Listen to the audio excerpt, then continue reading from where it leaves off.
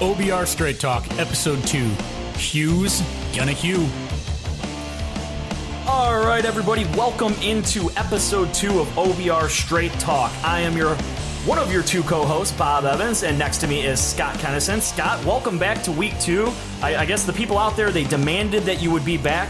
They had great things to say about you, so you know what? I guess you can come back. They had great things to say about me? They did, a lot. Clearly, I was off my game. No complaints about hot takes. No complaints about your dusting off the old fan resume. So I think it sounds like everything went well for episode 1. OBR fans, our loyal Twitter followers, everybody out there, we appreciate you listening into episode 1. We've got some good stuff coming for you tonight in our episode 2, which, I don't usually drop the title in the beginning, but we have to. We're titling this one, Hues Gonna Hue, because anybody that's following the Cleveland Browns right now, you know exactly what I'm talking about. And what should be an exciting build-up week for a team coming off Hard Knocks, all this positive energy flowing about the team, all the positive additions this offseason. And what do we have going on this week? Hue Jackson being non-committal to Josh Gordon and his snaps. Hue Jackson not committing to the starting left tackle for the team.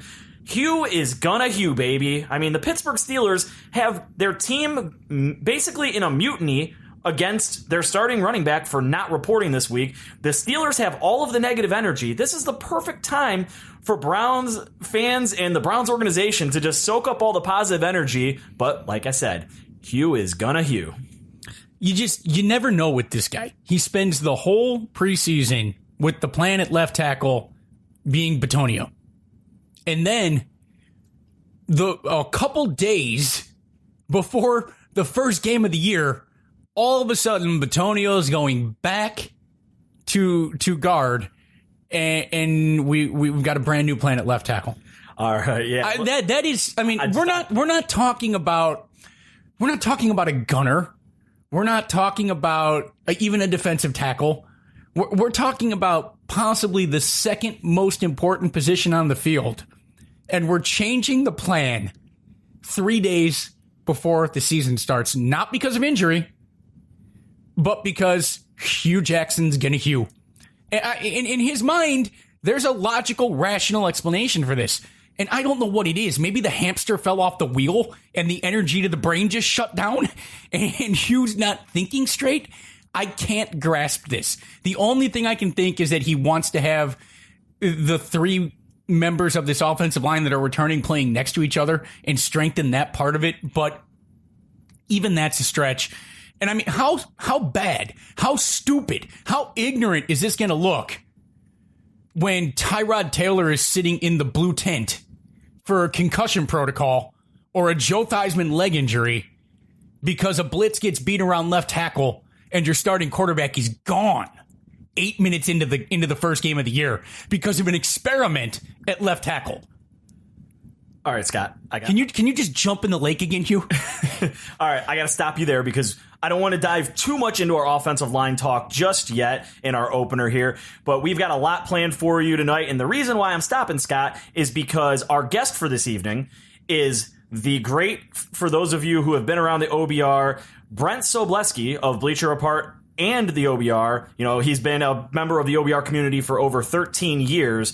And, it's going to be great talk. We all know that Brent is an offensive line guru and football guru altogether, but really knows this stuff for the offensive line. So we're definitely going to dive into the offensive line conversation with him and find out just what he thinks about everything going on. But let me drop an agenda on you for tonight before we get into it. So obviously I said, we've got Brent coming on. We're going to be talking roster cuts, additions, a little bit of Hard Knocks. Definitely going to be diving in a whole lot to the Josh Gordon situation and Hewing with him. What are our expectations for him against the Steelers? Then we're going to be going in on the Browns Steelers game, talking about just the previewing it for everybody on the podcast, and do we think we can win? We'll give some predictions. And then also, for the OBR subscribers out there, we are doing something before every podcast, which you should take advantage of. I create a thread over in the tap room, and you can submit questions to us to be answered on the show. So we're going to answer some of those questions that we got in from our subscribers and go from there. And I know I teased out that The godfather of Straight Talk, Lane Adkins, would be joining us, but unfortunately he had a conflict, so we're going to try and get him on next week. So, Scott, let's get it started. Wait. Did you ask for expectations of Hugh Jackson against the Steelers in week 1? Because that's 2 lost challenges that never should have been thrown, a challenge that he doesn't make that he should have, and he's going to come out in some hideous khakis and a windbreaker that looks like a rain poncho. Well, I was going to ask you that a little bit later, but there we go. There's Scott's Hugh Jackson prediction for week 1. All right, so let's bring it back. Let's get going here. Roster cuts, additions, hard knocks. So I want to start with the roster cuts because we talked about it a little bit last week and our expectations of who was going to stay and who was going to go. And I'm not going to lie, I was completely shocked that Carl Nassib, Jamie Meter are gone. And I was, to a lesser degree, shocked that Spencer Drango also didn't make the roster, especially with this whole offensive line situation we have going on. A guy that had experience both starting at tackle and guard for your team. You let go to add some, other players off of waivers, obviously, that the front office, they completely have a better evaluation on than I do because I've never seen any of them play for the most part. So I'm a little concerned. I mean, I thought Nassib had done enough this preseason to warrant a roster spot. He had shown some great things in Hard Knocks and great things in preseason being there live in camp, that he looked stronger at the point of attack. He looked like he was getting to the quarterback more often, and he looked like he was manhandling some offensive linemen in the games that he played. So I was a little surprised that he was let go. Jamie Meter, maybe that's the hometown hero in me, and the Ashland kid, the pride of Parma, I think he's from Parma. People that were really big fans of Meter. I thought he did enough to at least, especially on the interior defensive line where we have a lot of depth issues. I thought it would make sense to keep him around. And then, like I said about Drango, I was really shocked that they let him go, especially with his ability to provide starting experience and offensive line depth. Every team needs a Jamie Meter. We said that last week, and I am surprised that you got rid of a guy like Jamie Meter, who who's probably happy playing the depth role at tackle, and hasn't been a problem, and plays well in that role. And if you need him to step up into a starting role, has shown you that he can do it. Nate Orchard was a given. We were pretty sure Nate Orchard was gone. A pick 6 in preseason isn't going to change that. We've been waiting for Nate Orchard to step up for 3 years, and Nate Orchard disappears in the moment or gets blocked out of the play or over pursues something when he had backside contain, and it never changes. So, hey, I'm happy Nate found a place to go play, to continue his career, his livelihood. But at the same point in time, we've been waiting for that in Cleveland, and you're stacked on the front 7, so you had to make room for guys who had more potential than Nate Orchard. And I think that's the same thing with Carl Nassib. It actually doesn't surprise me. If you were a Sashi Brown guy, you had to do something really, really earth-moving to stay on John Dorsey's team. Because he came in and put the whole team on notice when he said publicly, these guys didn't do a good job getting good football players. And that basically said, if you were someone brought in by Sashi Brown, John Dorsey didn't believe in you. And you had to go out and prove that to him. And it comes down to, when you look at Carl Nassib, did he do enough in the last 2 years to show that he's got the upside and the potential? Was there enough growth in 17 compared to 16? I mean, he had 2.5 sacks in 16. He had 3 sacks in 17. It just wasn't there. And I think ultimately they looked and they said, where's the progression here? We've seen some things in preseason, but we've got 2 years of game tape to watch on this guy. And do we think we want to give him a roster spot, or do we want to have that roster spot open for someone who might have more upside that we think we can long-term get a better player out of than Carl Nassib? And I think that's what Professor Nassib fell victim to there. And Spencer Drango, to me, it was kind of like the same thing with Sean Coleman. You're talking about a guy that's a holdover from the regime. They're wondering what his upside is, and they probably wanted to make room for some guys on this offensive line that they think have long-term higher upside than Spencer Drango. And what's the ceiling for Spencer Drango? Is it depth offensive lineman? Is it spot starter? Is Spencer Drango ever the guy that you think you're going to want to plug in and say, this is my guy? And I'm not sure about that. And I think they might be saying that if his ceiling is depth spot starter, then we might have some spots on this roster. We know offensive line isn't going to be our strength anyway. We feel we're kind of good at the guards now because we're moving Pitoni Oh back to it. And we feel okay at our guard position, so we can take a risk with our depth guard with somebody else. And we're probably not going to the playoffs this year anyway. I know. I said we're not going to the playoffs. I'm supposed to be in optimism mode, but I think maybe they were looking at long-term upside. How dare you? You mean we're not going 11-5 this year? 5-11? So I do want to throw two other names out there that were cut. Get your thoughts on them. Matthew Days in Matthew Days' form, had a very nice game 4 of the preseason against the Lions. I believe he had 77 yards rushing, broke off that big, long, I think it was like a 42-yard touchdown rush. Many people thought that he would find his way to the roster. I've been pretty adamant all along that with Hyde, Chubb, and Duke Johnson, he wasn't going to make it. Some people thought he could add something as a returner, but we really haven't seen that materialize in his time here, so I didn't think it was going to suddenly happen now. So I'd love to get your thoughts on Days. Devon Cajuste, the star of Hard Knocks, whose dad is a fantastic human being. I thought that he might get the nod over Seth DeVolve. Turns out that not only did he not get the nod over Seth DeVolve, but the Browns kept Orson Charles on the roster as their other backup tight end to add to the mix. So I'd love to get your thoughts on Days, Cajuste, and there was one other guy. So while you're giving me your thoughts on them, I'll think of who the other guy was. Well, I think it was pretty obvious that you weren't keeping a fourth running back on this team because we talked last week that you were going to have a hard enough time finding legitimate carries for Duke Johnson to make him a legitimate threat in the passing game. So the only reason you were going to keep Days is if you thought you might need that depth at running back in a fourth position. As far as Cajuste, I think unfortunately it came down to the fact that they said you were still teaching this kid certain things in year 3 or 4. You wanted to be a starter and they were teaching him how to block. And if you compare him to Seth DeVolve, who is an excellent route runner at tight end and was your second leading receiver volume wise last year on the team, if you're going to take a gamble on a third tight end, it's going to be DeVolve versus Cajuste, who you're still teaching things. I know he played hard and he gave a lot of effort, but ultimately, who's the more polished player and who can help you more right now? And that is Seth DeVolve. And then as far as your fourth tight end there, Orson Charles, the reason he's on the team right now is it gives them someone who they can line up at fullback because they only kept one fullback. And what I've read on that is that the thought process here is that they can use him in sets if you need a fullback so that you at least have depth there.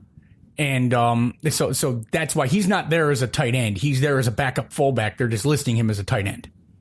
That makes sense. I remember the guy that I was going to ask about, and I feel like such an idiot for even forgetting it. Caleb Brantley, who was the 6th round pick out of Florida, who everyone in the draft community claimed that he had first round talent, but he had his off-the-field issues in the background, and I believe it was an alleged domestic violence situation, was going to push him down the draft boards, and the Browns ended up getting what everybody called a major steal as long as his off-the-field checked off, and was Caleb Brantley. And again, going back to the defensive line and the interior line depth, this was a guy who had played a whole lot of snaps at your tackle positions, and like Meter, they cut him. They said goodbye, and it was a pretty big shock, especially with the amount of upside and athleticism that he has flashed. But we heard a lot of things about that it was show something good one play and not show something of substance the next 3. So what are your thoughts on Caleb? I think a lot of what happened on that front 7 was a result of those acquisitions that they thought they did make after the other teams made cuts. And I think it comes down to John Dorsey just saying, in one case, I thought that John Dorsey might be saying, where's the upside with Spencer Drango? But in another case, I think that he thought that he saw some defensive line help that gave him players that are better right now than the players he has on this roster. And if Brantley's in there inconsistent with the effort, look, effort's free. One thing you can't do is come in and make a team giving inconsistent effort. Effort's free. And you combine those things with them saying, we've got a better player right now, you've got a troubled history, and you're giving us inconsistent effort in camp. That seems like an easy guy to make a cut, to make room for guys that you're seeing on the waiver wire that you want to go get. Speaking of the guys on the waiver wire that they wanted to go get, so the Browns made a flurry of moves, and they're continuing to make moves even into today with the fact that they waived their backup center. Let's talk about that a little bit later, and picked up another defensive lineman in Anthony Vettel from the Lions. But let's go back to the original wave of cuts. There's 2 claims that really stood out to many people, and one of them was because of how many teams also put in a claim on this guy. So Baltimore Ravens defensive tackle Carl Davis was one of the very first guys that the Browns claimed. And again, we're going back to that defensive line. So they brought in a guy who was the 4th defensive lineman for the Ravens, and they let him go. This guy got 4 waiver claims put in on him. It was from the Redskins, the Bengals, the Chargers, and then the Browns were the 4th team. And the Browns got him because they were first in line for waivers. This is a guy who, from everything I'm reading, it's a guy that's shown a tremendous amount of upside, who's done a lot of good things on film, but he hasn't put it all together on a consistent basis. So when I read that, I think back to Caleb Brantley, but there must be something more that they see on film with Davis that they think they can get him to respond positively at a change of scenery than they could with Brantley here. Yeah, this one to me, it's a mystery to us at this point. But there's got to be something that not only the Browns are seeing, but that other teams in the league are seeing, because everybody came after this guy. And it might just be a buy low, buy low, get in on the ground floor. There's tremendous, upside potential to all this, as you said. This is one I think we're just going to have to watch and look back at this in a few weeks and say, was this gamble worth it? This is just one of those things where you, as a fan, I'm not a defensive line expert. You almost trust in the front office, trust in the scouting. I know, trust in John Dorsey, trust in the process. And look, we're talking about guys 48 through 53 on a roster that went 0-16 last year and 1-15. Is it really the difference between this team winning 10 games and winning 3 games, keeping, Caleb Brantley or, I just don't see it. Or Carl Davis. I think in this one, we can watch and see what happens here and trust in the front office and see if they were right on this gamble. So what I wanted to do when talking about Davis, because he was obviously the biggest name, quote unquote, that the Browns claimed at the waiver deadline there for the beginning of the season.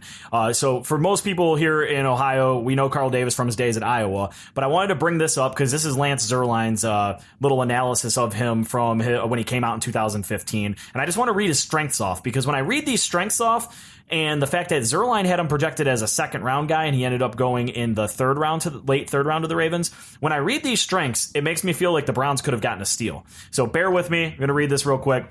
So Lance said, powerful player, grows roots against double teams and holds his ground. Noticeable improvement with hands from 2013 to 14. Shows ability to win with hands and remain disengaged. Fires off the ball with leverage. Strong punch off the snap with power to get arm extension and shed. Uses effective club move as a pass rusher. Has a spin move he'll use to disengage from contact. Naturally transitions from move to move. Good football IQ with a plan of attack. When I look at this guy, we're talking 6'5", 320 on the interior of a line.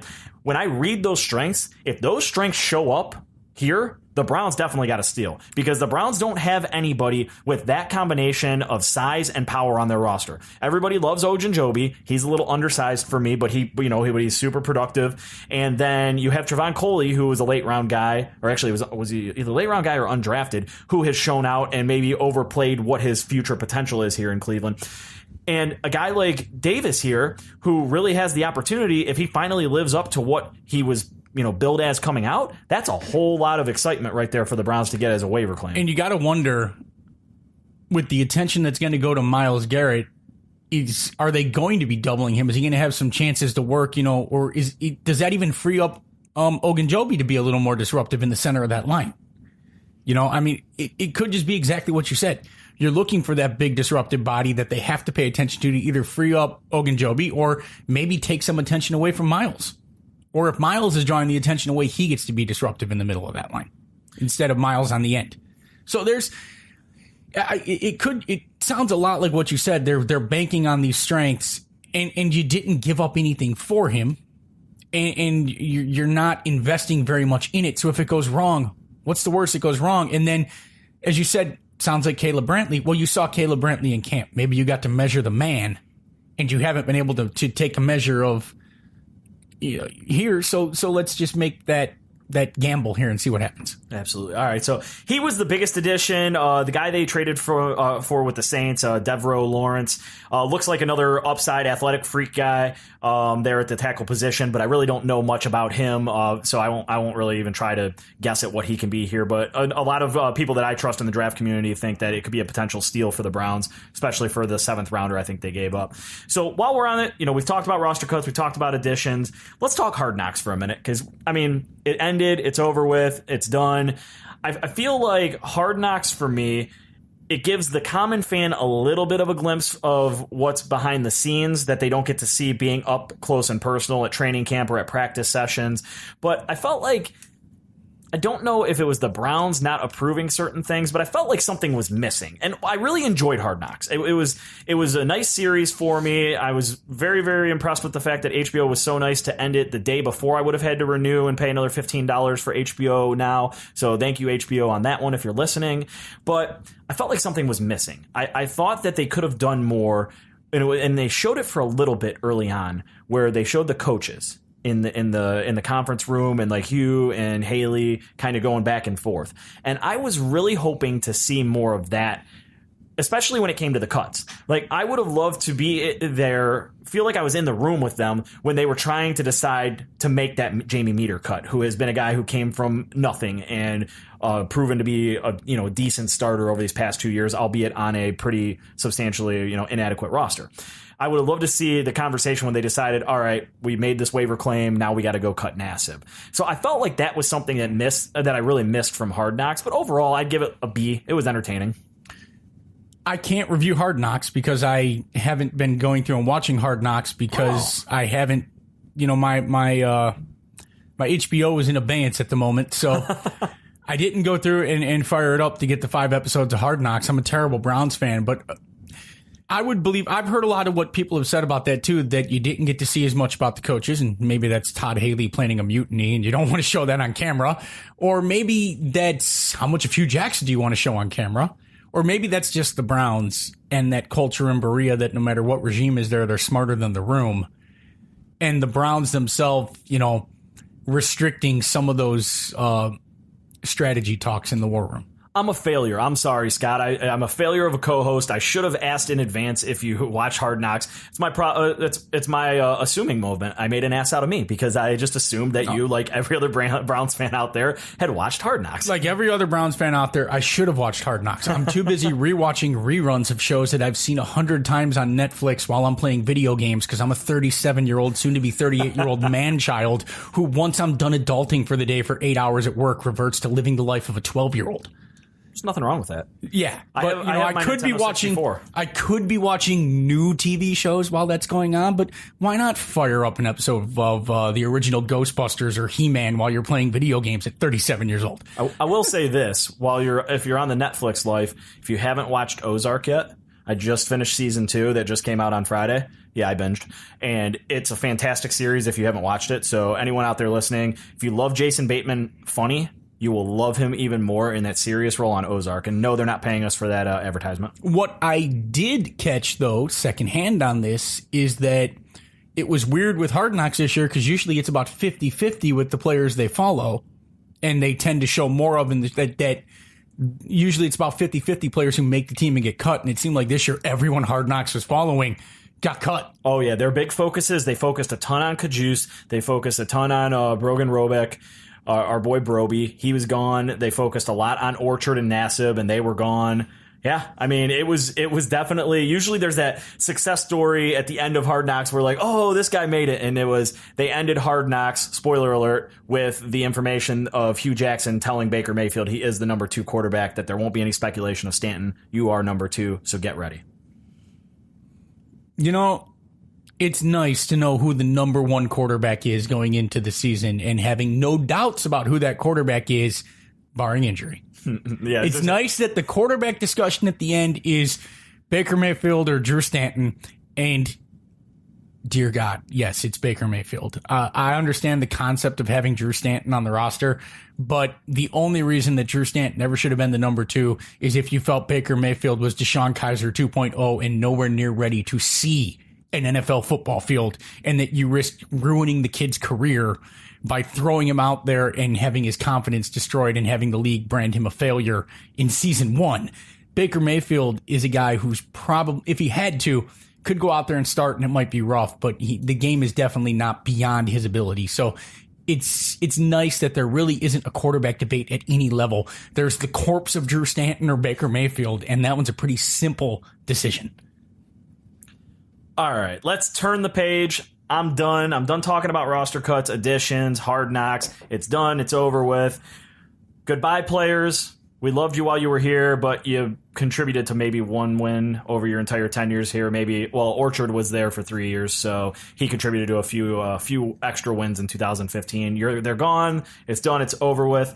Let us move on to the topic that has been trending on Twitter, driving the forums on the OBR crazy for the past few days, the offensive line. I know we're going to get into it here in a few minutes with Sobo when he joins us, but I'd still like to just, preface the conversation of why it's so important. Right now, we have something unprecedented going on with the Cleveland Browns and Hue Jackson. Hue is gonna Hue, and he cannot commit to a starting left tackle.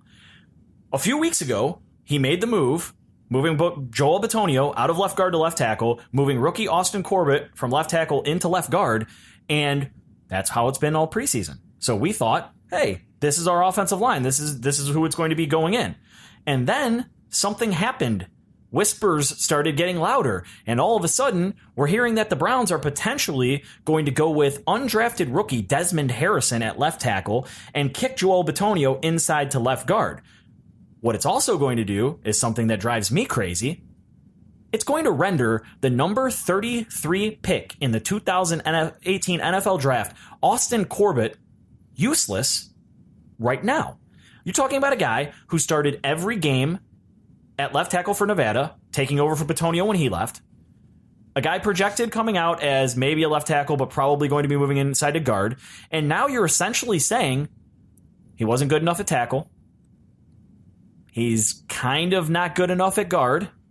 So we're going to move him inside. Now he's going to be a backup tackle, guard, and center. I'm having Cameron Irving deja vu all over again. I don't know if you can talk me off this ledge, Scott. Well, here's the first thing I'm going to talk you off the ledge on. As far as I can tell, when the ball is snapped, Austin Corbett's first move isn't to stand straight up as vertical as he can because no one ever taught him get low. Okay, he's not Cam Irving. Cam Irving played as tall as he possibly could in the offensive line to give up all of his leverage. Okay, so not Cam Irving. Hopefully, I mean. Maybe, but no, I understand why you're going there because I kind of thought it too. Here's this high draft pick that can't play, but it feels like there's hope that Corbett can develop into a player. I do think this is more of a judgment on him than it is faith in Desmond Harrison. I think it's more that than thinking that that it is a judgment on Bitonio's ability to play tackle. I think it's sitting here saying, okay, I don't feel confident in him at left guard. I don't feel confident with him at tackle. So now what do?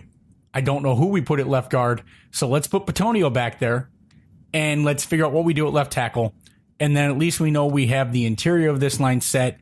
We think we're okay at right tackle. And we'll just hope that the most important position on the offensive line and possibly the second most important position on the field can be handled by an undrafted rookie. You know why I think it drives me crazy?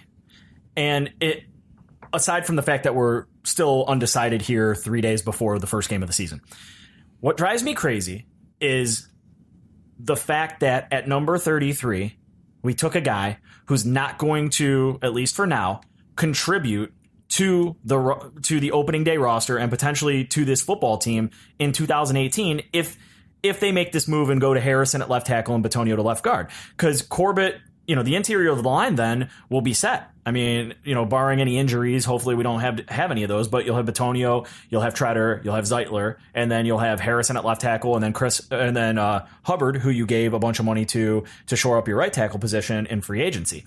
So what kind of drives me crazy is I look over this team and I think about the things that we could have used in the draft.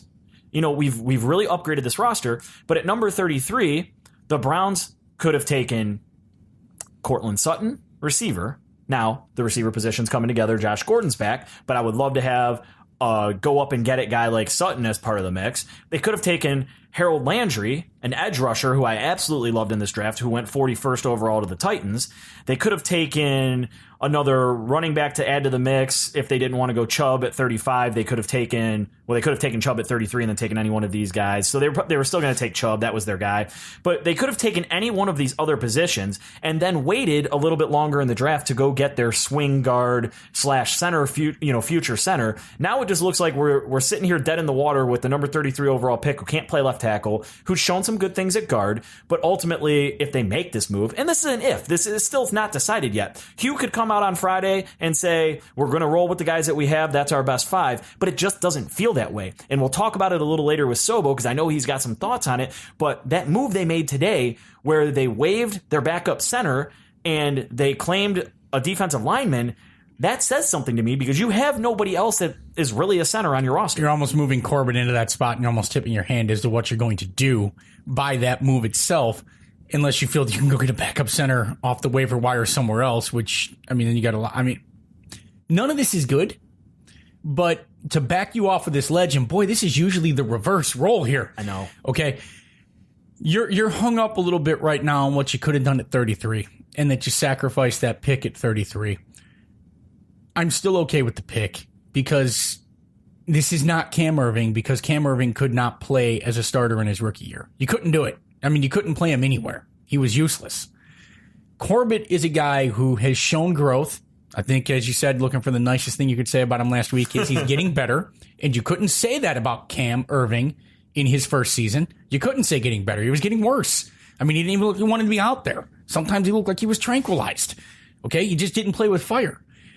Corbett has some ability, and it's okay if he plays swing guard and backup center and depth lineman in his first year while you're figuring things out, and he's your center of the future, and he grows into that role right now, because you can put a Joel Bitonio at guard, and you do have 4/5 of an offensive line, and unfortunately, you're trying to figure out what you do at left tackle.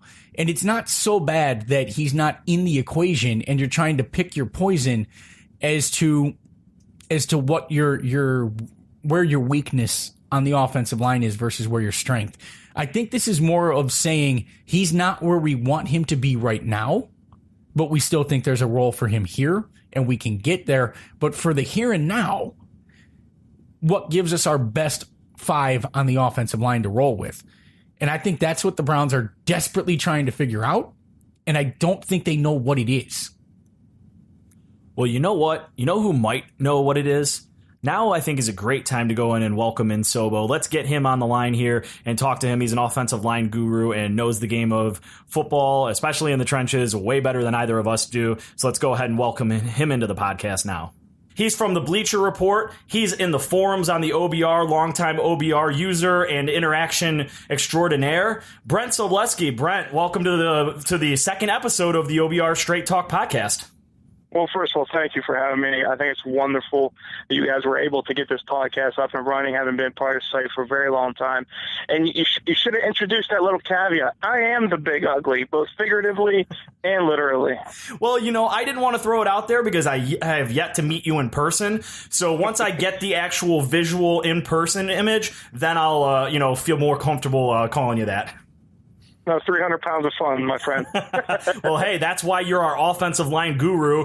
And speaking of that offensive line, let's just dive right in, because what we thought was a situation that was looking like it was going to be handled with Pitoni Oh at the left tackle position and rookie Austin Corbett at the left guard position has suddenly taken some sort of a turn here in the last few days, and we don't even know what the offensive line is going to look like for the home opener against the Steelers on Sunday.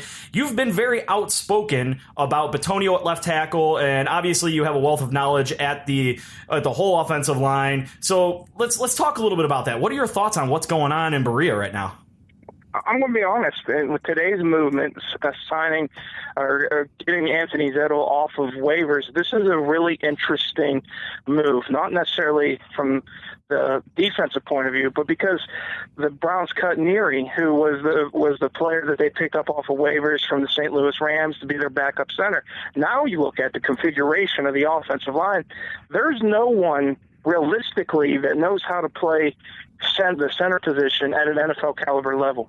And the closest that may come to it is Austin Corbett, who worked through the Senior Bowl, snapping the ball some and doing so through the pre-draft process as well. So what I'm saying is this: does that provide an indication of what may occur? And if you ask me personally, it's a very simple solution. You play with the 5 that you went with the second week into training camp. They have the reps together. They have the experience together. They've built a line of communication. They have worked together. But I'm wondering if that the way that the team wants their line to appear, with a strong interior with Pitoni Oh at guard and a supreme athlete at left tackle with Desmond Harrison, if that's ultimately the way they decide to go. And having this up in the air just frightens me, to be quite frank with everybody, simply because it takes time to build cohesion with an offensive line and to have that communication and a comfort level that hasn't been established for a very long time, and it's going to be an upheaval again once you eventually decide to make that move. Yeah, the whole situation is really confusing to me right now, Brent, and mainly because, so I go back to the draft, and obviously you were never going to replace Joe Thomas. Like, you can't replace a legend. You can only hope to get somebody in the position to potentially fill in for him while they can maybe, hopefully, develop into a starting caliber left tackle at the NFL level. Now, my concern here is this. We used pick number 33 on a player who was supposed to come in and compete for the starting left tackle position. And by moving Pitoni Oh out there, you're basically saying Corbett isn't anywhere near ready for left tackle. So now you're putting him at left guard, and he's had his ups and downs like any rookie who's playing a position for the first time would. But now this whole move of Desmond Harrison potentially to left tackle and Pitoni Oh back inside to left guard signals to me that the Browns, and maybe I'm overreacting here, did the Browns waste the number 33 pick on a backup center who can maybe take over for Treader next year when they can release him and save a little bit of money? Whereas they could have used that pick on another position and found their swing interior lineman center of the future a little bit later. Well, there's so much to unpack in what you just say to Bucks, because there's so many different angles that we can come at this subject. And let's start with left tackle in general. To be fair to the Cleveland Browns organization, once you got beyond Mike McGlinchey and Colton Miller, who both went within the top 15 picks overall, you didn't have a ready-made left tackle in this year's draft class, and you were placed in a position where you simply thought you could take a swing with a player that they liked highly, then they still do, and someone even I graded as a high second-round talent. Could he play left tackle? You gave him an opportunity to do so. There are questions about his athleticism, so you move him inside. This gets to my further point, where I've beat this drum longer than anybody else. I've beat it until that snare's bled. Joe Pitoni Oh was the best option at left tackle from the moment Joe Thomas decided to retire, and the organization wasn't able to sign Nate Solder in free agency. We can't forget that caveat. They went strong after the top left tackle free agent available, and he ultimately signed for the largest offensive line contract in NFL history with the New York Giants. And so now you're looking at your options that are available to you. And when you have Joel Pitoni, who played left tackle at Nevada, who tested like a left tackle during the NFL Combine, his overall movement skills, his understanding of the system, or being around Joe Thomas for so long, some of that rubs off just by playing with that level of greatness overall. To me, he was always the logical decision to bump out. Now Harrison becomes that X factor, because no matter how much you evaluate a team and a player and a person and an individual throughout a process, you can't legitimately state that an undrafted free agent is going to be a day one starter. I guarantee it, because no one says that. That's damn near impossible to predict. And while I look at Desmond Harrison and know that he has all the tools to be a starting NFL left tackle, you also realize that he was kicked out of Texas's program. He was out of football entirely for a matter of time, went to Division II West Georgia to get back into the swing of things, had technique issues that have, albeit improved under Bob Wiley's supervision. And then on top of it is injured going to training camp and doesn't get any first-team preseason reps. So what in that scenario tells you, you know what? That's going to be my starting left tackle week 1. And that's what's problematic to me. You have no time to build a cohesive unit over any period of time, and yet the coaching staff's considering the possibilities. What to me is the most logical option moving forward is allow Pitoni to start at left tackle, have Corbett at left guard where, he's been getting so many reps, and allow him to grow and mature at that position for now.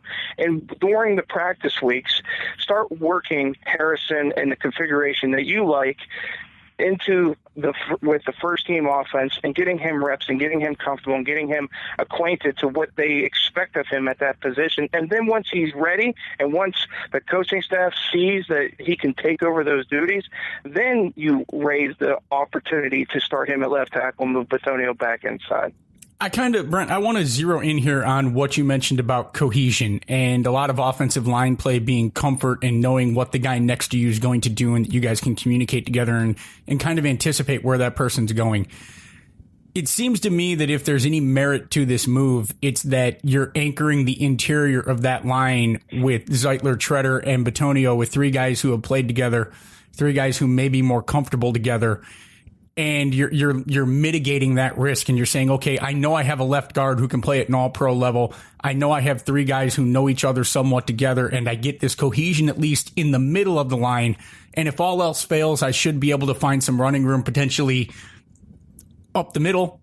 And instead of putting that, creating where I only have a couple of guys anchored together, I've got Pitoni Oh playing next to someone he's never played against potentially, and I've got 2/5 of an offensive line where they're comfortable playing next to each other at this point. Is it possible that this move is all in Hugh Jackson's mind and maybe Bob Wiley's mind about getting cohesion in at least in 3/5 of that offensive line, build a mini wall in the center of it that they know they can count on? I believe it is to a degree, but I would further state that it's the team's impression of where Desmond Harrison is. They believe he's been an absolute steal and has the type of potential we've already discussed. And that's fantastic for an organization considering they just lost the best left tackle of his generation, and being able to potentially replace that guy, whether it's in the short term or the long term, is a gigantic step in the right direction. Now, what it comes down to, when you look at that with the interior, it does play a factor in my mind, simply because of the way the offense operates. One of the things we saw, at least with Austin Corbett during the preseason, is how many times he pulled.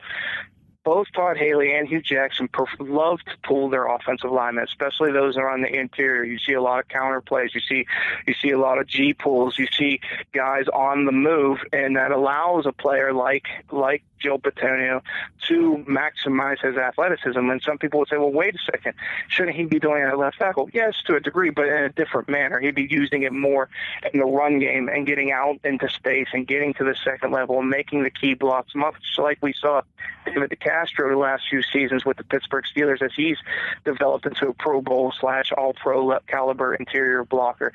So if you want to build that interior, and I'll add one more reason that why those middle 3 being as strong as they can potentially be is important. You have 2 quarterbacks that are 6 feet tall. And as we've seen with the New Orleans Saints, they placed far more emphasis on building the guards and centers than their offensive tackles, and they've been very successful doing so for about a decade now. So you put all that into this, all this big, messy group of ingredients, and it may give us the answer when it's all said and done. Short term, I still believe that they're going to be more comfortable with Pitoni Oh at left tackle, and then eventually moving towards Harrison. Well, I was going to ask you one of the offensive line-related questions that we received from one of our OBR subscribers, Shrooney, but it was pretty much exactly what you were saying about why they would be considering a move of Pitoni Oh back inside, which is, making sure the interior is stout as possible for the quarterbacks. So we're going to go ahead and skip over that. I think we've beat the offensive line up. Let me build on that a second, if I could quickly. I mean, one of the things we don't discuss enough when it comes to offensive line play is that you have two ways to build a pocket. You have the width, which we always emphasize. That's your offensive tackles in their pass set, trying to prevent edge rushers and cutting off their angles. What we don't discuss enough is the depth, and that's established by your guards and your centers. And when you have interior defenders like a Geno Atkins, like a Cameron Hayward, who can collapse that pocket, it makes life miserable for quarterbacks. So if you generally want that wall, the depth of the offensive pocket is every bit as important as building that width. And that's something that really plays a factor into how you want to build your roster and what you want to emphasize. So then, to follow up on that, because this was part of Shruni's question, do you think that that's something that the coaching staff appears to be a little worried about right now with the current construction of the interior line, especially relative to Todd Haley's offensive scheme and what he likes to do with pushing the ball vertically a little bit more? Well, I think there was a concern over the guards, as we saw with Corbett playing as much as he did during the preseason, trying to get him ready. Drongo playing as many reps and then being outright released before when it was all said and done. You know, guard is a position that's difficult if you don't have the functional strength and athleticism to play that position against much bigger offensive line that can confine spaces. And that's difficult for a rookie, especially a rookie who's played left tackle at his collegiate career, to really step in and realize everything happens much faster. Not only does it happen much faster, but you got much bigger defensive linemen you have to handle. And the vice versa is true for Joel Pitoni, who's moving outside and where he realizes, I don't have a guy to my left. I have more space I have to work in, and these guys are way more athletic than I've grown accustomed to. It's very difficult to make these transitions. And it's one of the reasons I emphasize so much to not just randomly throw together 5 offensive linemen thinking they're going to become a solidified unit within 10 days worth of practice. That's where it becomes problematic. And when I look at it in the way that the team wants to build potentially the way they move forward, it is a good fit for Todd Haley's offense to have those guys in the middle that can move, that can hold their ground. Because when we watched Le'Veon Bell, for example, in the last few years under Haley's supervision, the reason he was able to be as meticulous with the way he picks his way through the pocket is because you weren't getting disruptive defensive linemen in the backfield constantly. They were able to hold the point of attack on a consistent basis, and they did so very well with Pouncey, DeCastro, and Ramon Foster. So maybe that's what they're more leaning towards as an organization, and thinking that's better now, and just trying and hoping to God that once Harrison's placed in there, he's not going to be completely overwhelmed. You know, I pride myself on being a very informed person when it comes to football. Had an uncle who coached high school here in Ohio and college here in Ohio, and I learned a lot from him. But between Jake Burns last week and you this week, I feel like I need to go back to just entire football school altogether and learn more, because I learned more about offensive line play here in the last 10-15 minutes with Brent than I've known my entire life, and that was learning from a former offensive line coach who became a head coach. So, man, you get the knowledge that you drop on the offensive line is crazy. So, Shruni, you got your question answered by Sobo there twice, so that's awesome. Now let's flip the script here. Let's switch gears. Let's talk about Browns Steelers on Sunday, because in my opinion, I think we have an opportunity to steal one here. So we'd love to get your thoughts on the game, Brent, and how you think it's going to go down on Sunday. Well, let's keep beating that dead horse with the offensive line, because I believe that's important to the overall matchup. When you're looking at either rookie starting, we know that as a defensive coordinator, Keith Butler is going to attack that person. It could either be Corbett at left guard through Cameron Hayward or Stephon Tuitt, or Harrison at left tackle. And what's interesting about that matchup is this: they flipped their outside linebackers this offseason. So now you have Bud Dupree coming off the right side predominantly, and TJ Watt will be playing left outside linebacker. They're trying to capitalize on Dupree's overall athleticism and help Watt coming against sometimes what we would consider inferior right tackles, although that's changing as the game as we know it.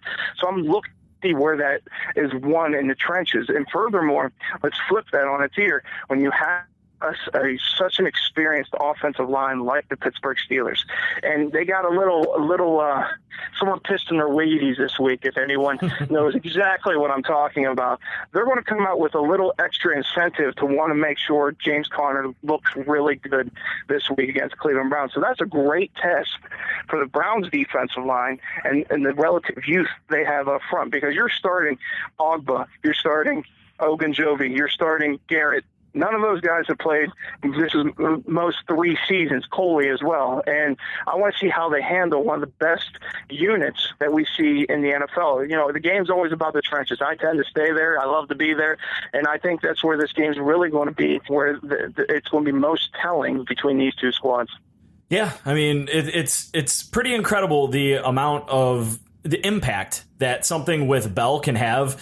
I go back to it because it's pissed off the offensive line, like you said, and you got a little pissing in the Wheaties going on, and they're going to come out, they're going to be fired up, trying to prove everybody that they can make anybody look good back there with the way that Bell made them mad. Scott, I think you have a question about the game if you want to go ahead and fire. I was going to say, staying on the offensive line theme, we've talked about this change, moving Pitoni Oh potentially back to guard or staying at guard, or is he going to go to tackle? What do you think the likelihood is that they decide mid-game to flip it and go with the different? Maybe you start with Pitoni Oh at guard and they don't like what's going on and they go. I mean, is that a panic move? Do we see that, or do they stick with whatever they decide as far as that alignment goes? Do they start it one way and go, you know what, this isn't working, let's see if we're more effective the other way, and find out on the fly? Is there any chance they do that? I absolutely despise that idea, that possibility. I do too. Yeah, because you're not giving it time. You're not giving it. But we've seen throughout Hugh Jackson's histories, he's prone to snap decisions, and he's willing to make whatever move he deems necessary in the heat of battle to win a game. Unfortunately, none of those decisions have panned out in his favor. So when it comes down to it, I really struggle with the idea of making this move, not committing to it, and then potentially making another one before you ever make it through a full half. Basically, you're hoping it works out, like when bench Charlie Fry and you get Derek Anderson for the entire season and he goes to the Pro Bowl. That seemed for the most positive outcome possible, but something I've stressed all off season, when I do these interviews and I discuss the Browns, is this team looks much improved, and there's no doubt about the talent levels overall, but what we see on paper is completely different than what appears on a football field in actual results. And that's what we don't know yet. So we can discuss all day long on how this is going to work out, or what Jarvis Landry's impact is going to be, or what having viable quarterbacks in the offense is going to do. But until they're in that live setting where they have those live bullets coming their way and see how they react with one another and how they feed off each other, we won't really truly know what's best for this organization. Supposedly Hugh Jackson does, because he's the guy leading it. He's now the quote-unquote CEO. So if he feels like making a decision on the fly is worthwhile, he'll do it. I just don't agree with it.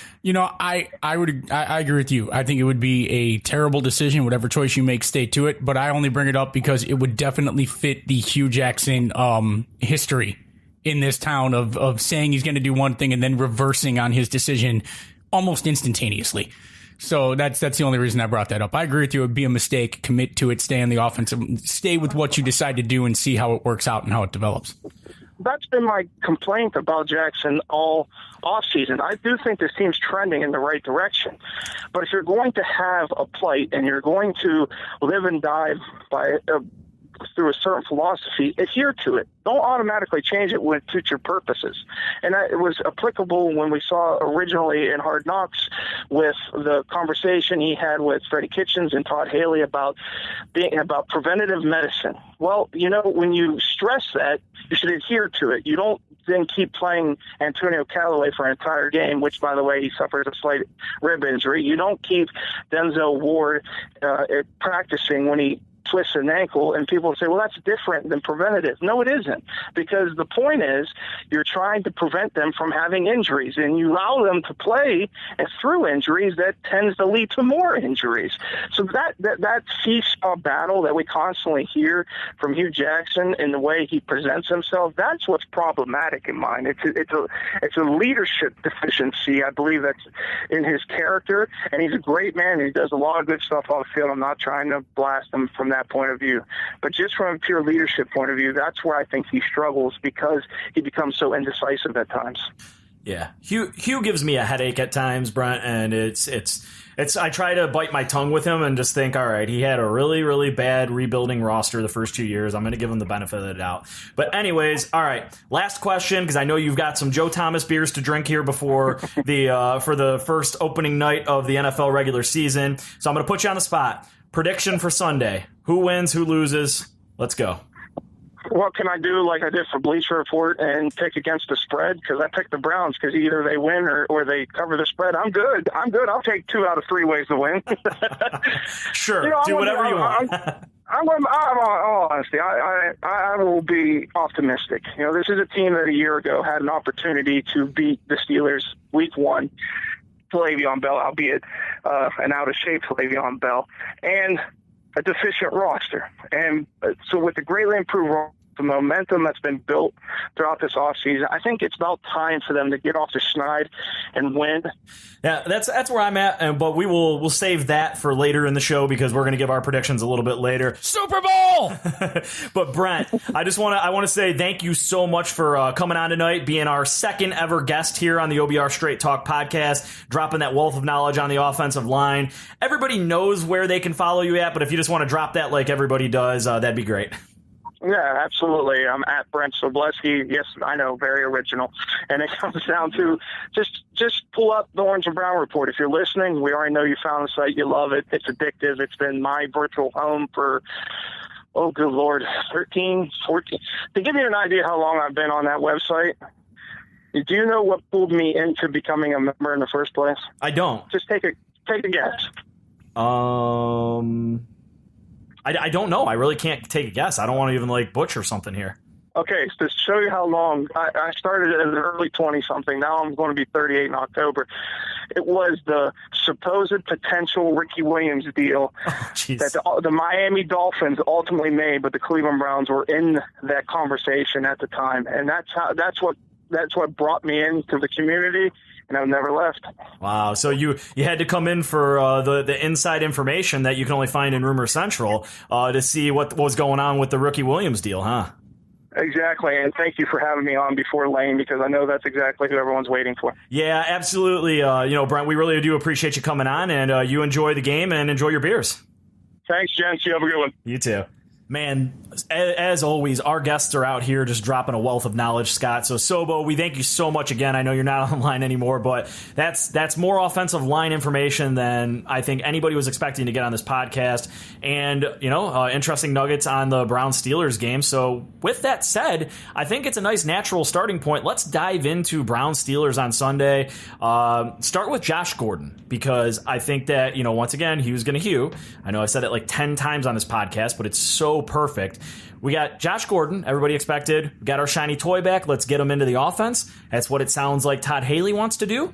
But Hue Jackson's out here saying that it's going to be wait and see, because he doesn't know about his conditioning. He doesn't know if Josh Gordon's ready for all the snaps. And also, he kind of didn't earn it as compared to other people. What are your thoughts on Josh Gordon this week? So when you're Josh Gordon and you're an athletic freak, and you look like the greatest receiver in the history of the NFL with Brandon Weeden, and he throws a nice ball, elite quarterback Jason Campbell throwing passes to you, and Brian Hoyer, you earned it back then, and you've earned it forward for the rest of your career. So I disagree with you on that. Oh, God, I've got to agree with Hue Jackson on something, though. He's probably not game ready. He's been working out on his own, sure. He's in amazing physical shape. I'm sure his conditioning is fine. But he just hasn't been going through the rigors of being game ready in camp with the team. So he's probably not ready to come out and play a full game. And that means that putting him on a snap count makes sense, because it's when you're not conditioned that you hurt yourself. It's when you're tired that you get lazy and you get an injury and you hurt yourself and you don't have your head in a swivel and you're not ready for the impact of the game that you're about to play. And it's when you can cause a turnover because you're not making a cut fast enough because you're tired and you're not conditioned and you're not getting a break on the ball like you're supposed to and you get beat to a ball. So it probably does make sense to limit some of the snaps that Josh Gordon is going to play. So my expectations for Gordon, what you get probably 65, 70 plays a game on offense, somewhere around there. Should get about 70 snaps for the team, for the offense. You know what? I think it's less than that, depending on, especially for receivers, because they're not always out there. Yeah, play. I'd be looking for Gordon to be on the field for about 20 plays or so. So you know what's weird about that, and this is where I'm going to disagree with you slightly, and I won't do it too much. So the Browns were essentially in the same exact situation last year when Gordon came back against the Chargers, right? He had been out for a long time, didn't really have much lead time in coming back and being game ready. And I was talking to the subscribers over on the OBR about it in our Ask the Insiders forum. And so I went back and I looked at week 13 last year at how many snaps Gordon played in his first week back. Again, similar situation, away from the team, got reinstated, boom, boom. He played 48 offensive snaps, which was 76% of the offensive snaps.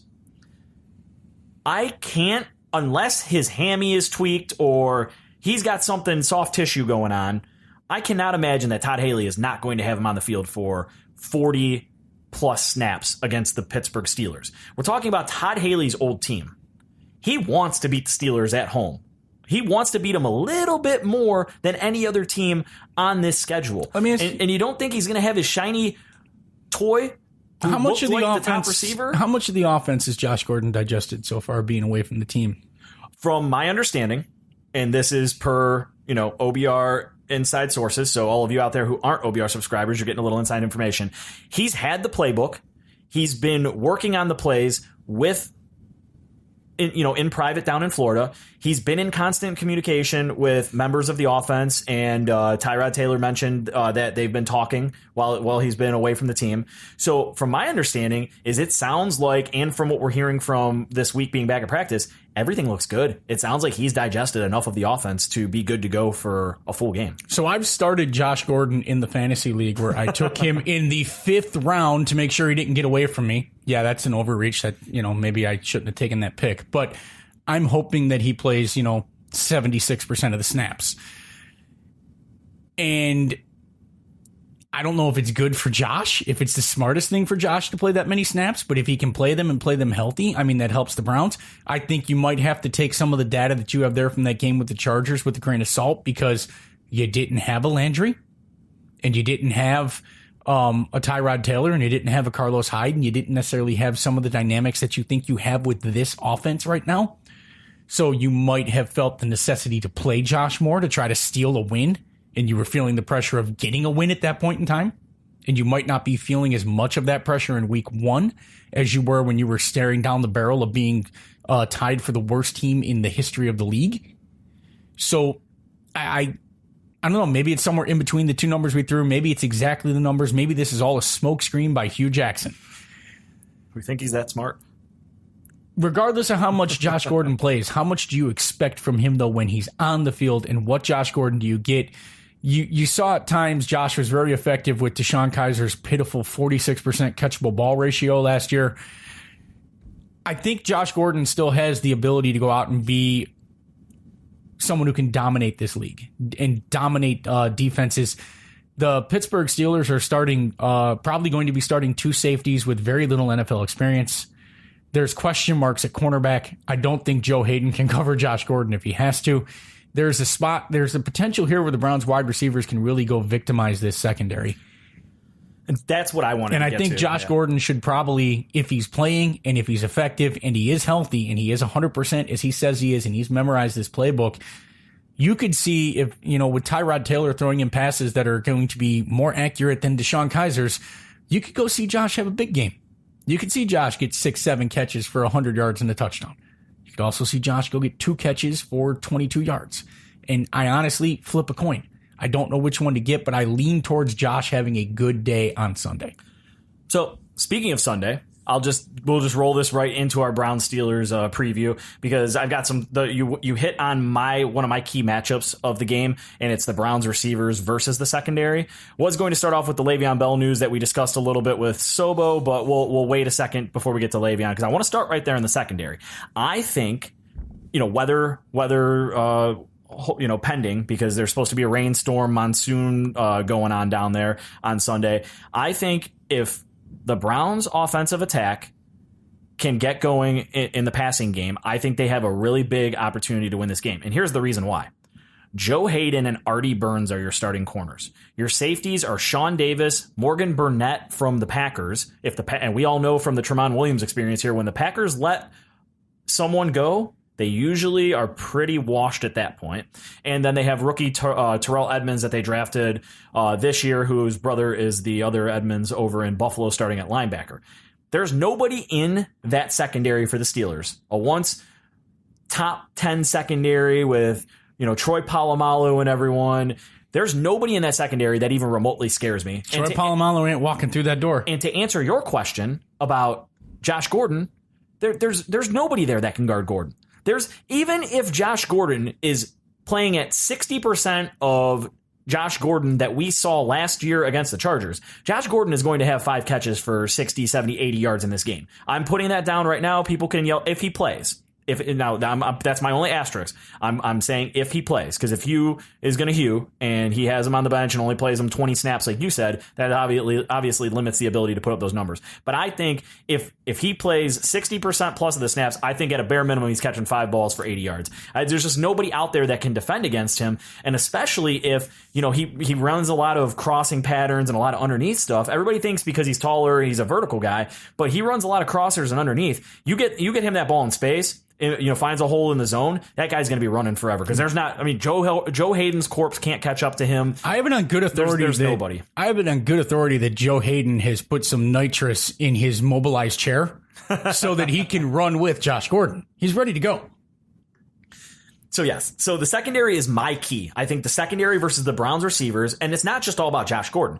You have one of the top slot receivers and guys in space in Jarvis Landry. You have the young kid, rookie Antonio Callaway, who's a burner. I mean, we don't know how much we're going to see him in the mix. You see Joe trying to cover Callaway too. Joe's always struggled with fast guys. Joe's going to get burned. David Njoku, a tight end matchup nightmare. They don't have anybody that can. They don't have anybody that can defend against him.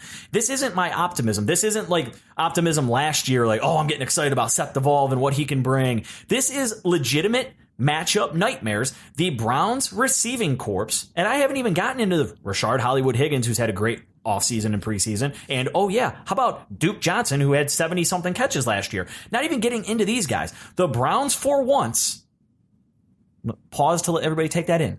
For once, the Cleveland Browns are a matchup nightmare on offense for an opposing NFL defense. The Steelers do not have the talent to match up well, and it's all going to come back to Tyrod. The Steelers to shut down the Browns passing game are going to have to be throwing Tyrod Taylor on the ground a lot. And if you keep Tyrod Taylor's jersey clean on Sunday, the Browns wide receivers should decimate the Steelers secondary.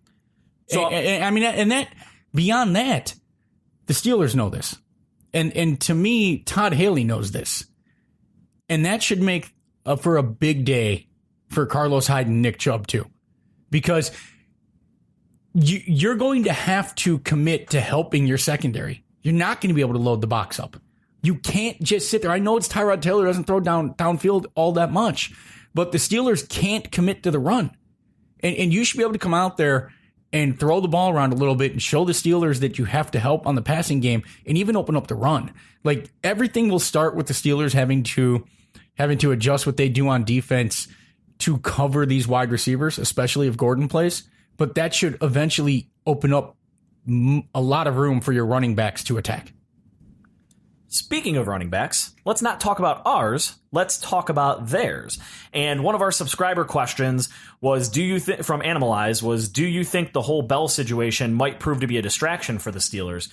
So, as we talked about with Sobo a little bit, I'm a little torn on it. I think the offensive line is fired up, and they're going to want to do whatever they can to prove that they can make anybody into a star running back. James Conner.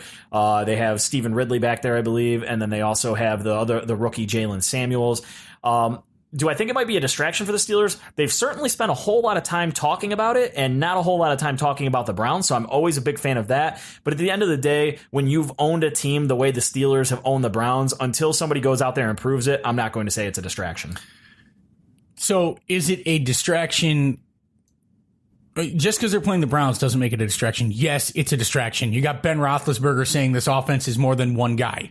You got the offensive line fired up about it. You've got a mini mutiny going on over this, and the team is mad at Bell. It's almost like when Peyton Hillis sat out a game because he had strep throat, okay?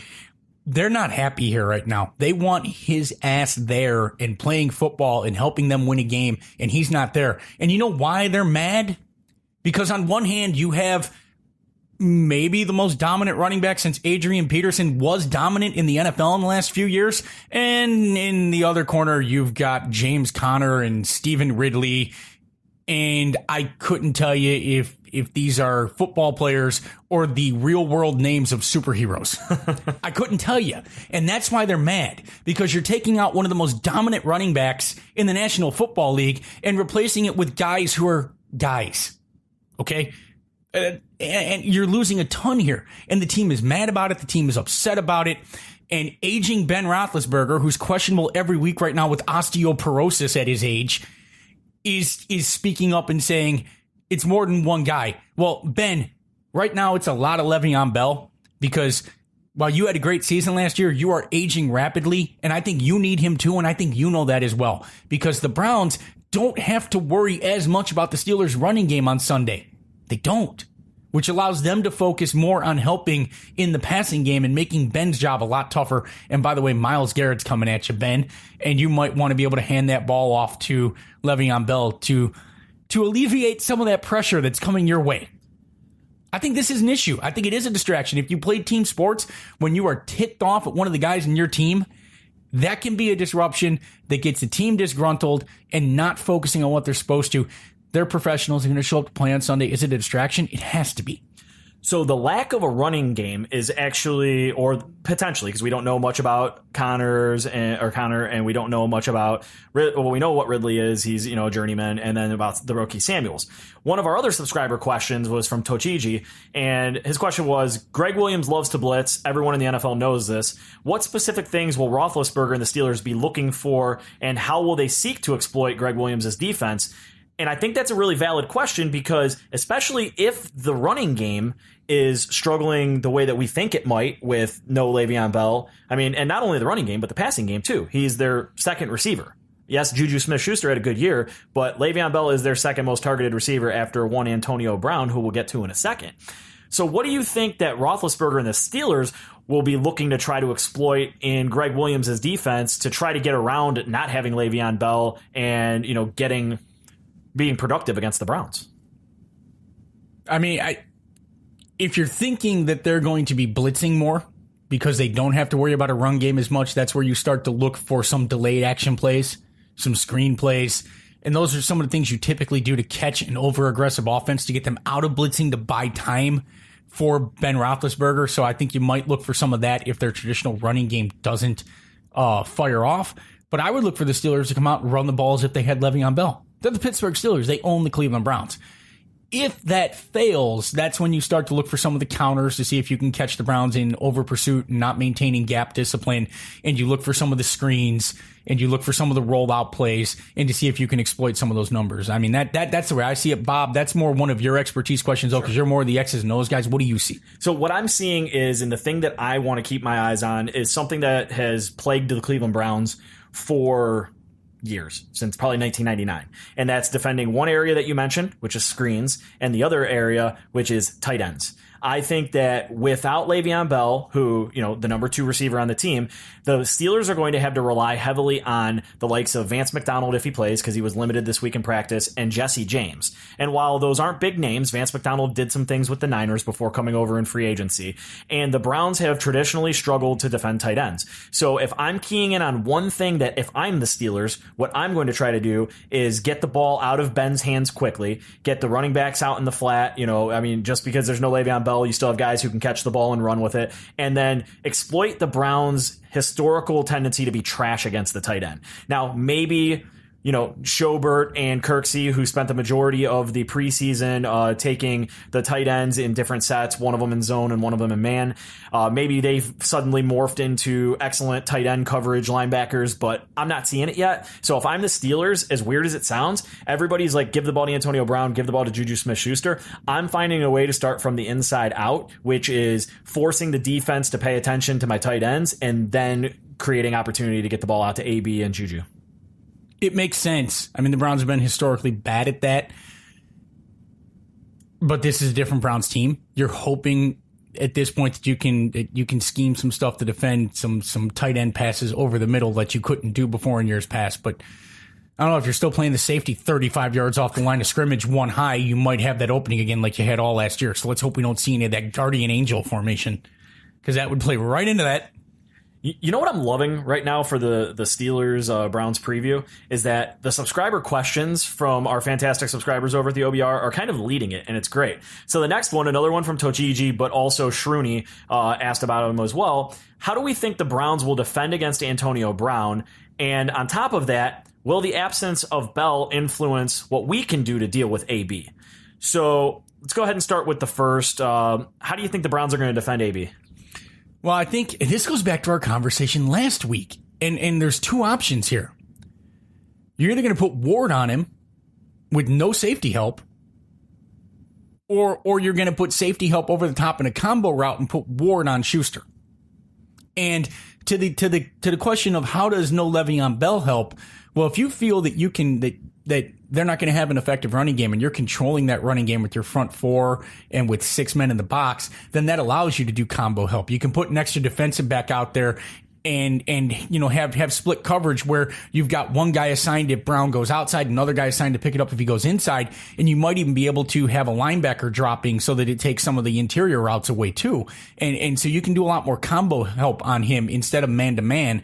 I think you might see a combination of it. I think you might see them start with Ward and see if Ward can run with him and how much Ward can contain him.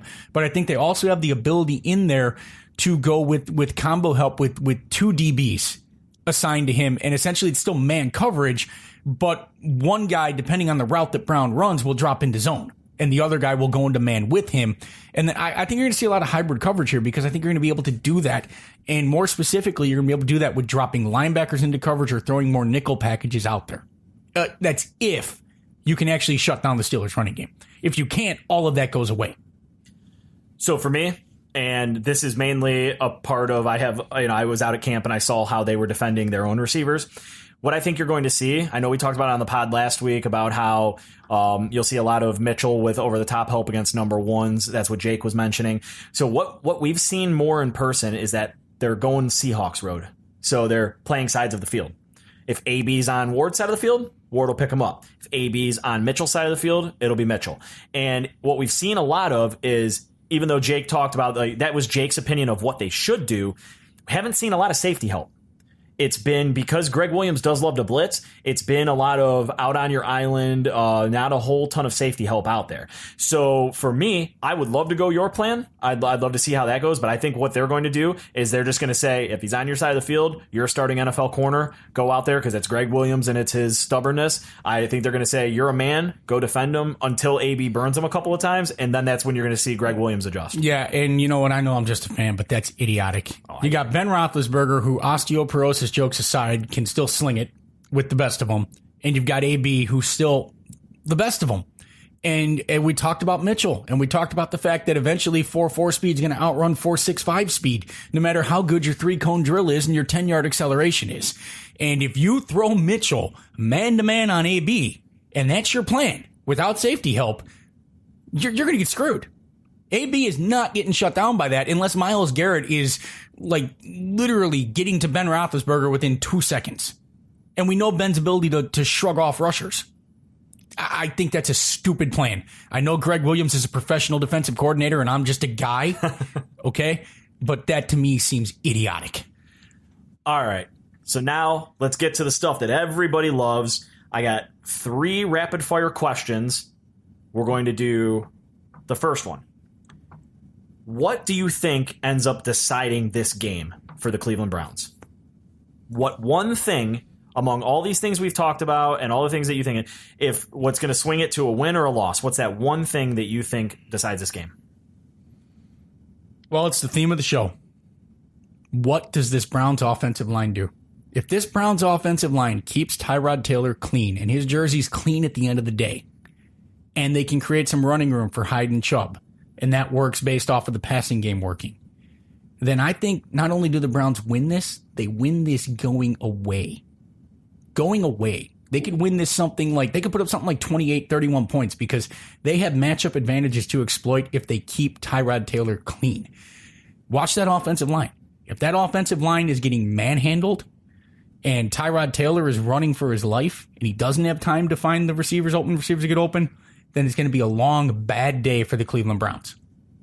But I don't want to oversimplify it. I don't want to be that guy. But we talked about all the matchup advantages that you have and what they can do. But none of that happens if this piecemeal shifting 3 days before the opener offensive line can't keep Tyrod Taylor clean. And remember what Brent said, you got a 6-foot-tall quarterback and you better be able to, give him some space in the pocket to see where his wide receivers are. So I'm going to answer my own question, obviously, because that's how this works. I ask you a question, then I answer my own. I'm going back to Tyrod Taylor because you touched on him, but I want to go back to one specific thing about Taylor. Not about his offensive line, but about Taylor, the quarterback. I need Tyrod Taylor versus the New York Giants, who came down, marched down the field, and was decisive. Ball out of his hands, seeing his guys, throwing them open. That Tyrod Taylor. Not the Tyrod Taylor we saw the next 2 preseason games, who was overthrowing receivers, holding onto the ball too long, looking tentative. Because our receivers are going to get open against the Steelers, like I said before. They're going to have the opportunity. If Tyrod is not out there being decisive, it's going to be the most frustrating thing in the world, because this is a matchup, like I said before, that the Browns have the opportunity to exploit. So if I think one thing that decides this game, it's Tyrod Taylor being decisive and getting the ball out of his hands quickly, which he's not known to do. He's a guy that likes to hold onto the ball, move around in the pocket a little bit, and I believe he was one of the longest last year in the league at like 3.12 seconds from snap to release. He's got a bit of the Brandon Weeden in him. He does. So that Tyrod Taylor and his decisiveness is my answer to that question. All right, firing at you number two. What one player needs to step up for you in this game to help the Browns get a win? Now, so you would think that I just said the offensive line is the key, so I'm going to stay there. Myles Garrett. Myles Garrett has got to get in and be disruptive. He's got to sack Ben Roethlisberger a couple times, and those plays are going to be pivotal. It might be on a 3rd down. It might be on a 2nd and medium that makes it a 3rd and long, because you've got to get to Ben. All the running game being mitigated aside by Le'Veon Bell not being there, Antonio Brown is still out there. Greg Williams is going to blitz, and when you blitz, if you don't get home, you get destroyed. Garrett's got to get home, because if Garrett's getting home, then they're going to have to pay attention to him, and that's going to open things up for Agba and Ogunjobi to go eat, and all of a sudden now Ben's running for his life. So my guy is the guy you just mentioned, Emmanuel Ogbah. And the reason it's Emmanuel Ogbah for me is I think the Steelers, what they're going to try to do is they're going to try to neutralize Myles Garrett as much as they can. And it's going to open up some opportunity for Ogbah to really get in there and make an impact. I think people forget, because we've had the Khalil Mack rumors the last couple of weeks, and we have the presence of Myles Garrett. Everybody forgets that Emmanuel Ogbah was on a pace for double-digit sacks last year before he suffered the injury that cost him the rest of the season. This is a guy who was flourishing in year 2. This is a guy that Myles Garrett has publicly come out and said, we don't need Khalil Mack. I've got my boy Ogbah. And maybe that's teammate being teammate, but we've watched Ogbah. We watched him in college. We watched him now for 2 seasons here with the Browns, and he has provided some serious pressure off the edge. And if Garrett is getting neutralized, or even if Garrett's doing his job, right? He's commanding a double team and he's collapsing the pocket. It's going to give Ogbah the opportunity to beat his one-on-one matchup and get to Ben. So my guy in this one is Emmanuel Ogbah, and I'm going to go out there on a limb, and I'm saying it right now. Emmanuel Ogbah is not only going to have a sack, but he's going to have roughly 3 or 4 pressures, which is a lot for those people that don't really pay attention to pressures. He's going to provide so much pressure off the edge in his one-on-one matchup that it's going to make this game a nightmare for Ben Roethlisberger. The happiest guy in the Browns when Myles Garrett was drafted was Emmanuel Ogbah. Oh, absolutely. All right, final question, and this will be how we kind of wrap the show for this evening, is going to be game predictions. I know everybody loves and hates to make them, so let's go ahead. What do you think the outcome of this game is? And you got to pick a score. Well, I've been thinking about this all day. And if you asked me earlier, at one point, I was going to say the Steelers. Then I was going to say the Browns. Flipping this mental coin. But I, for the most of this day, had been along the lines of however this goes, it was going to be a 3-point game, a 7-point game that was decided late. But you know what? Screw it. I'm going full fan mode. Because here it is. I've been talked into it. I've become optimistic. I'm here. This is the one damn week that I can do it because nothing has been destroyed yet, Cleveland. Hue's going to Hue. He's going to try to throw it away. But not this week. This is the week that the Browns get that evil Ben Roethlisberger. You break that losing streak against the Steelers. You win on opening day for the first time since 2004, and you win it in style, and you win running away because the Steelers' crappy secondary can't cover the Browns receivers. Tyrod Taylor is kept clean. Carlos Hyde and Nick Chubb run wild while they're trying to defend the pass, and the Browns win this thing 34-6. I'm a little stunned. The enthusiasm was something I'm not used to from asking you for a prediction, and definitely the 34-6, but I love it. I love the optimism. I've also kind of gone back and forth about it in this one, but I do think that the Browns are going to come away with a victory, and no, that's not because I would be in the Muni lot in line for the Muni lot around 5 a.m. and getting into that Muni at 7 to start the drinking, which, by the way, if you're down in the Muni lot, closest one up, directly across from Channel 3 building on the Shoreway side. Come over and say hi. We'll be over there grilling up some stuff over by the Browns Bunch bus. But back to my prediction real quick, because we promised to be at least 20 minutes less than last week. We're not. We tried. I'm saying the Browns are going to win, and I'm going to be a little more level-headed about this. I'm going to say 24-10. So we're going to still win by 2 touchdowns. But I have to get a Zane Gonzalez field goal in there because he earned his stripes early on. So no, but I'm right there with you. I think the passing game torches it. I think Hyde's going to punch one in. I think you're going to have a Josh Gordon touchdown where he breaks loose and makes the whole stadium go nuts. And I think the other one is going to be a Njoku fade. So I'm even going out there and predicting 3 of the touchdowns for you. So there you go. Njoku, Gordon, a Hyde touchdown, and a Zane Gonzalez field goal. 24-10 Cleveland Browns over the Steelers. 19-0 starts Sunday. 19-0 starts Sunday, Cleveland. Super Bowl. Oh, man. All right. Well, on that note from Scott's Super Bowl chant, we're going to go ahead and wrap this second episode of the OBR Straight Talk podcast. Again, thank you to Brent Sobleski for joining us. Sorry we missed out on Lane this week, but I did get a text message from him during the show. He will be on next week's episode as our featured guest, so definitely going to get some fun in there. As always, make sure you subscribe to us anywhere that you can think of a podcast. We're out there. If we're not on one, just drop me a message on Twitter at @TheRealBobEvans, and we'll get it subscribed there, and so you can subscribe and listen. But yeah, until next time, go Browns. Hopefully we'll be talking about a Cleveland Browns victory next week.